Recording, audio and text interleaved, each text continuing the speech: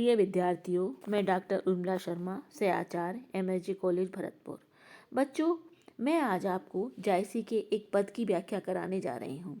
यह पद इस प्रकार है। लेई सो संदेश बेहंगम चला, उठी आग सगरो सिंघला, बिरह बजाग बीच को ठेधा, धूम सो उठा साम भय मेघा, भरगा गगन लूक अस छूटे, होई सब नखत आय मुई टूटे, जह जय भूमि जरी भा रेहू, बिरह के दाद भई जन खेहू। इस पद में जायसी बिरह दग्धा नागमती के संदेश को ले जाने वाले उस पक्षी की यात्रा तथा विरह दग्ध उस संदेश की भयंकर ज्वाला का वर्णन करते हुए कहते हैं कि वह पक्षी नागमती के उस संदेश को लेकर वहाँ से उड़ चला। उसके प्रस्थान करते ही संपूर्ण सिंगलद्वीप में आग सी लग गई। विरह की वज्राग्नि के समान भयंकर इस आग के सामने कौन ठहर सकता है। उस अग्नि से जो धुआं उठा उससे सारे मेघ काले हो गए। उससे ऐसे अग्नि के शोले छूटे कि सारा आकाश भर गया। वे अग्नि के शोले ही नक्षत्र बन अब तक पृथ्वी पर टूट टूट कर गिरते हैं। बच्चों, जिन्हें आप तारा टूटना कहते हैं, जायसी की कल्पनाएं कि ये वही है। उस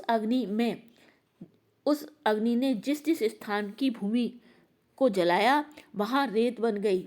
मानो उस विराग्नि के दाह के कारण ही वह धरती जलकर राख या धूल बन गई। उसी अग्नि से राहु केतु जलकर काले हुए। लंका उसी अग्नि से जलकर भस्म हुई थी।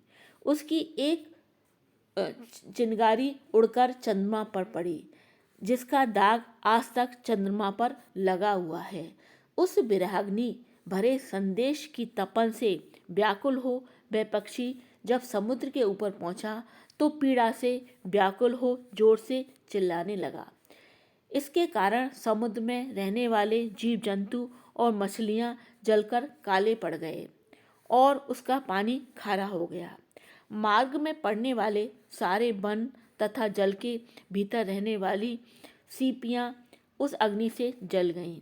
इस प्रकार मार्ग में पड़ने वाली संपूर्ण वस्तुओं और जीव जंतुओं को उस विराग्नि से जलाता हुआ वह संदेशवाहक पक्षी सिंगलद्वीप के पास जा पहुंचा। वहां समुद्र के तट पर एक वृक्ष था।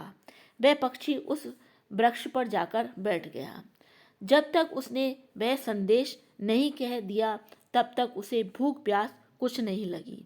बच्चों, भाव यह है कि उस विराग्नि से जलते संदेश के कारण, दाह के कारण उसकी भूख प्यास मारी गई और जब उसने वह संदेश कह दिया तभी उसे शांति मिल सकी।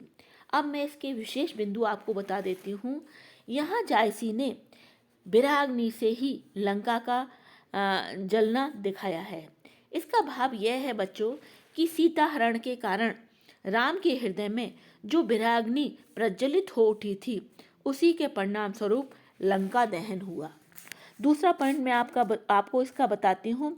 दोहे की प्रथम पंक्ति में जायसी ने वृक्ष के लिए पहले तरवर तथा फिर रूख शब्द का प्रयोग किया है, जो साभिप्राय है, अर्थात उस पक्षी के बैठने से पहले तक वह वृक्ष तरवर अर्थात फूलों फलों से युक्त हरा भरा था, परंतु उस पक्षी के उसके पास पहुंचते ही उस ज्वाला से जलकर रूख अर्थात पत्ता पुष्प फल विहीन हो सूखा ठूंठ सा रह गया।